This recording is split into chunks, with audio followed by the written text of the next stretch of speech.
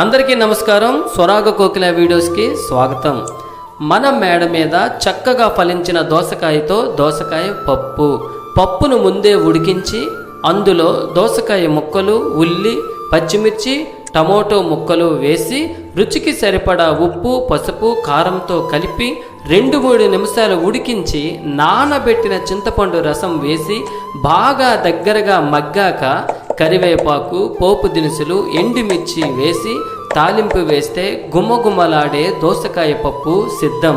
ఇది ప్రకృతి మనకు అందించే ఆరోగ్యం.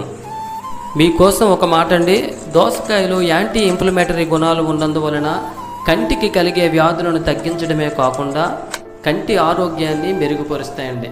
మన శరీరంలో ఇన్సులిన్ స్థాయిలను ఆరోగ్యకర స్థాయిలో ఉంచే హార్మోన్ దోసకాయలో ఉందని పరిశోధకుల మాట.